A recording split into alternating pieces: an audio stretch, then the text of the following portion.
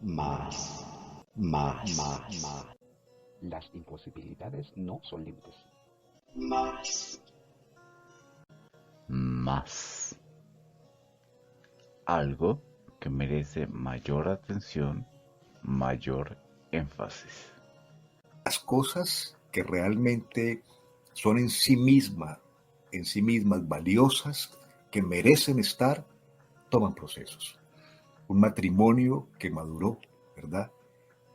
Una relación de pareja que se consolidó, requirió un debido proceso, ¿verdad? Un profesional que se volvió experto en su materia ha recorrido un proceso, ¿no? Una persona que desarrolló una habilidad, ¿no? Así fuera circense, ¿no? Malabarista, un trapecista, allí no se puede llegar a improvisar, allí no se puede jugar con el tema de al instante, se requiere el proceso. Un deportista Tremendo. requiere proceso, ¿ve? Y esto es bien importante que lo tengamos en cuenta, porque cuando sabemos la importancia de los procesos, nos volvemos más flexibles en cómo se desarrollan las cosas en el tiempo, ¿verdad? En nuestra tarea de papás, por ejemplo, tú que tienes tu niña, bueno, que ya es una mujer, igual que mis hijos, ¿verdad?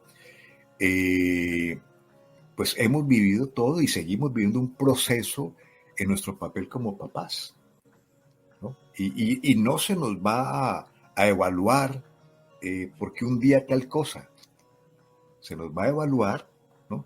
Por cómo fue el proceso de acompañamiento a lo largo de la vida, ¿verdad? Procesos que implican trabajo, perseverancia, procesos que implican compromiso, procesos que implican, ¿qué te digo? Insistir muchas veces cuando aparentemente no hay fruto, ¿no? Así es. De esta manera, les doy la más grata bienvenida al episodio número 108 de nuestro podcast Más. Llegamos al programa número 3 de la serie Procesos. Es mucho más que estacionarse. Y es con Juan Carlos Muñoz con quien me he sabido acompañar en esta etapa de la serie donde hemos venido de una parte introductoria y él se está encargando de darnos como los fundamentos de lo que tiene que ver con procesos. Veíamos en el programa anterior que todo debe considerarse como un proceso. El ser humano, para hacer mejor las cosas, debe considerar un paso a paso. Parafraseando, la persona pretendiendo llegar al 3 debe pasar por el 2. Si eventualmente no se siente como de acuerdo al área en el cual está, comillas, luchando por conseguir algo, puede pasar al 3. Pero en otra área, en otra instancia, en otro momento de su vida, sí o sí debe estar pasando por el número 2. Y es allí donde a veces se vuelve como incómodo el tener que pasar por un proceso. Pero no es simplemente como por tocó, sino porque el tener que pasar, el estar pasando o el haber pasado por allí, por ese lado, va a implicar, como lo mencionaba yo en el programa introductorio, que pulir ese carácter que a veces nos cuestan ciertas cosas, nos incomodan otras tantas, pero que a la final nos va a servir para recibir, para ser agradecidos, para ser propositivos, para ser proactivos en otras áreas o en sí misma la vida. Así que gracias, Juan Carlos, y valga mencionar, Juan Carlos es un conferencista, es coach, entrenador de coaches de vida principalmente y coaches en liderazgo ejecutivo, y precisamente eso, está comprometido con que las personas en el área, en el ámbito donde se involucran, sean unos protagonistas geniales por cuanto le aportan un más. Por eso es que nos alineamos en el podcast, ¿no? Porque siempre hay que procurar hacer y ponerle un más. Hoy por hoy, la mayoría de los streaming y palabras llevan el más, el plus. Entonces, somos de los plus, gente plus, people plus. Así que, Juan Carlos, agradecido porque estamos desarrollando y estamos precisamente añadiéndole un criterio de vida más a las personas. De esta manera damos continuidad a este programa número 3 de Process. No simplemente hay un ingrediente, digamos, base, pero también hay que ir añadiendo algo más.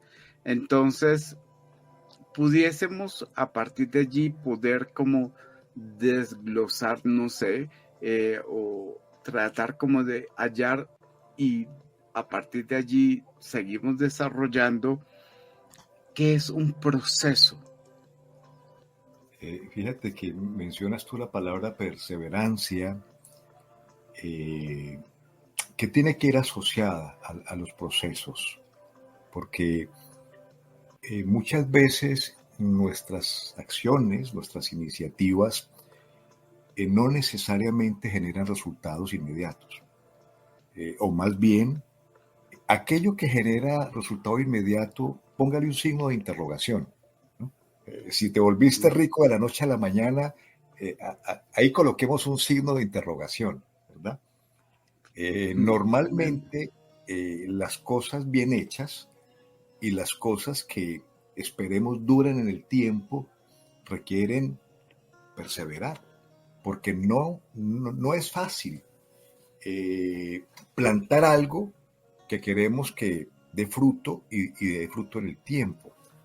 Entonces muchas veces cuando nosotros estamos en el debido proceso de esforzarnos, de trabajar, de sembrar, el esfuerzo que pagamos a veces en tiempo, a veces en recursos, a veces nuestras propias energías, y como que no está pasando nada, son momentos delicados. ¿Por qué? Porque si no hacemos de la perseverancia, combinada con la fe a propósito, ¿verdad? La confianza de que eso va a reventar tarde que temprano, entonces uno puede claudicar y uno puede abortar el debido proceso. Hay una ilustración, por ejemplo, con los árboles de bambú, que tienen esa capacidad de ser tan flexibles, ¿no? En Pereira, Colombia, en su momento construyeron una catedral, ¿verdad?, de bambú, una catedral, una iglesia de bambú. Y pues históricamente hay muchos, inclusive amigos míos que se graduaron en mi época, que orientaron su tema de diseño en un contexto muy ambientalista, en un contexto muy de la naturaleza, y por ejemplo, de los materiales infaltables era el bambú, por su capacidad de resistencia, siendo una palma tan flexible. Pues fíjate que el árbol de bambú, cuando tú lo siembras y así utilices el mejor terreno y acompañes esa siembra con las mejores condiciones, mira, los primeros 5 o 6 años crece un pequeño cogollito de 30 centímetros. Y uno dice, tanto tiempo para ver esto, ¿no? Escasos 30 centímetros, 40 centímetros, y han pasado 4. Por allá en el sexto año, o séptimo, así como mágicamente, que no tiene nada de magia, se levanta un árbol con una envergadura de 18 metros. Mira esto, de 45 centímetros, casi medio metro, a 18 metros, ¿no? En el sexto, séptimo año. ¿Qué estaba pasando? El debido proceso debajo de la tierra, ¿verdad? De echar raíces en profundidad, de adquirir, ¿no? La solidez, ¿no? ¿Qué diríamos, no? La fortaleza para luego soportar esa envergadura de árbol que además de ser alto, 18 metros, tiene esa capacidad tan flexible, ¿verdad? Y de resistencia, ¿no? Y de resistencia. Entonces, ¿qué pasó? Hubo un debido proceso en el cual quien hizo el plantío necesitó perseverar, necesitó creer, necesitó insistir, ¿no? Lo hemos oído ya muchas veces, ¿no? Insistir, persistir y nunca desistir, ¿verdad? Los grandes inventos, ¿no? Pues hay inventos notables, ¿verdad? Yo viví en Fort Myers, en la Florida, ¿verdad? En la zona suroeste de la Florida, y en Fort Myers todo se llama Edison, ¿no? El Hospital Edison, la Avenida Edison, la calle Edison, la Universidad Edison y obviamente el Museo Edison, ¿no? Thomas Alva Edison, ¿no? el creador de la bombilla. Bueno, hay algunas cosas que por ahí suenan, pero digamos que la historia se la atribuye a él y entonces dicen que la bombilla se dio a luz después de 1000 pruebas, después de 1000 fracasos, el proceso. Por ejemplo, fíjate que a veces en el contexto de la fe, querido Leo, lo habrás escuchado cuando la gente dice, no, súbete en la ola, ¿no? Súbete en la ola, ¿no? Aprende a navegar en la ola, hablando de un evento así, pues extraordinario, de la acción de Dios, ¿no? Y donde uno sencillamente, se sube a la ola, pero la vida no es así. La vida no es así. Mira que los surfistas, los que sí conocen de las olas, ¿verdad? Que tienen como su deporte o su profesión, el surfing, ¿verdad? El aprender a subirse en la cresta de una ola, no aprendieron a reconocer la ola de buenas a primeras. No aprendieron a saber, ¿no? Navegar sobre una ola así mágicamente. Seguramente fueron cientos de veces que intentaron lograr el equilibrio y de menos a más, ¿no? Al principio olas muy pequeñas, muy inofensivas, pero el debido proceso los fue llevando, ¿verdad? Como lo que pasa con estas famosas olas de Portugal, ¿verdad? Que tienen 30, 40 metros, ¿no? Claro, ahí no se sube cualquier persona, ¿verdad? Claro. Fue un debido proceso, ¿verdad? El saber, ¿no? Navegar, el saber navegar sobre la cresta de la ola no llegó mágicamente. Es decir, la vida está llena de ejemplos. Y frente a todos esos procesos, que además, fíjate, yo muy enfocado en el tema del desarrollo y liderazgo, que tú me has escuchado, yo suelo decir que la materia prima de los líderes es solucionar problemas. O sea, si tú quieres liderazgo, cúbrete con el escenario real de que tienes que enfrentar problemas. Y realmente lo que legitima mi liderazgo es qué tan hábil me volví en encontrar soluciones a los problemas. ¿Por qué? Porque las soluciones siempre están, pero hay que buscarlas.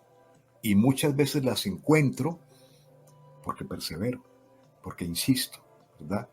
Porque asumo que se necesita el debido proceso, ¿verdad? Hoy día, por ejemplo, que nuestro mundo ha entrado en lo que llamamos la era de la creatividad, pues ¿de qué manera se asume o de qué manera yo puedo decir yo estoy en el mundo de la creatividad. Básicamente, yo estaré en esa órbita de la creatividad porque soluciono un problema o porque invento algo nuevo. ¿Quién es un creativo?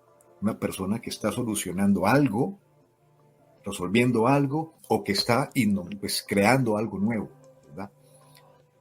Y normalmente en ambos casos se necesita surfear con el debido proceso, se necesita navegar con el debido proceso. Y mira, un rasgo del liderazgo es la perseverancia. Hay cosas que pueden estar de más o menos en determinado perfil de liderazgo, pero uno que no puede faltar es el de la perseverancia. Porque todo proceso, aunque tú tengas un diseño, una ruta crítica clara, aunque tú tengas una visión muy clara de hacia dónde quieres llegar, el debido proceso siempre es peligroso. El debido proceso siempre tiene cosas inesperadas.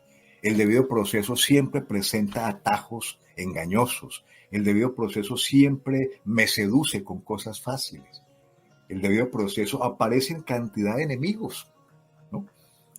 Y cuando se persevera, entonces uno puede decir, ok, no me voy a quedar con, con, con el plan facilista, ¿no? Ni con lo que aparentemente sería, ¿no? más rápido, porque normalmente eso es engañoso. Consecuentemente con la vida hay que aceptar el debido proceso.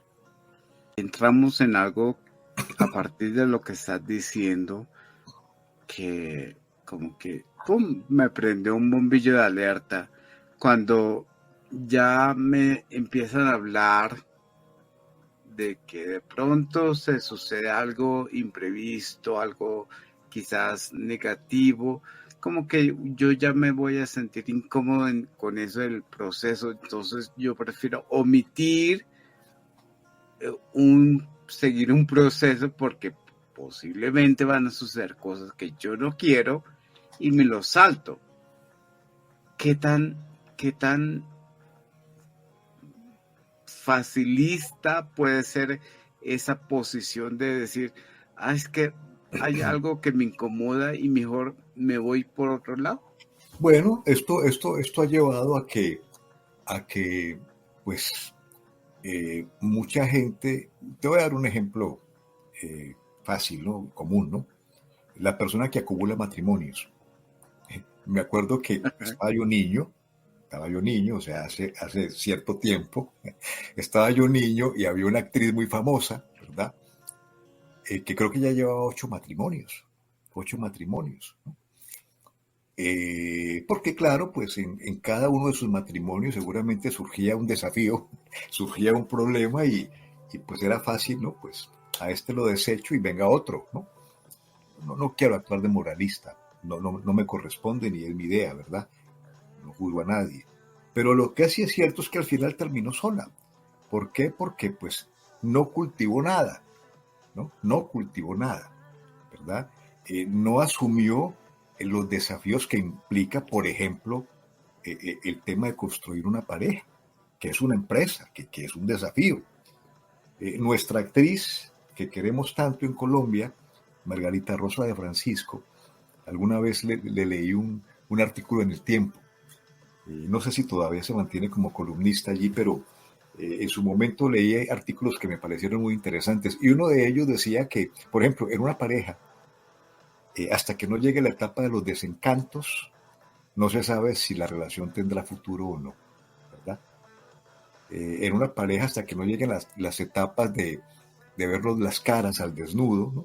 De descubrirnos nuestros lados menos amables y superarlos, entonces no se sabe si tiene futuro o no, porque la vida es así, ¿verdad? Si tú te mueves, yo hablo mucho del movimiento, de estar en movimiento, si tú tienes la idea del movimiento, pensando que el movimiento es una bajada recta, llanita, sin obstáculos, pues vivirás una fantasía.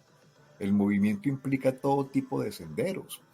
El movimiento implica, sí, a veces terrenos planos, pero muchas veces los terrenos son escabrosos, son inclinados, son sinuosos, son difíciles, y el movimiento implica que tú aprendes a superar todo eso, ¿verdad? El movimiento implica de que tú no te detienes, porque cuando yo digo evito los obstáculos, los desafíos que me implica estar en movimiento, pues yo no voy a llegar a ninguna parte.